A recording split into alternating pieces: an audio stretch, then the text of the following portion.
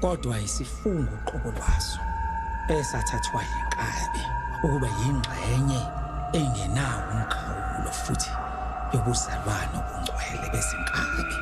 Inhloso yesizathu ukugcina ukulingana kwamandla, kanti futhi lokhu selokhu kwaba yiqiniso elimsulwa. Solokhu kwathi nhlo isizwezane samaZulu.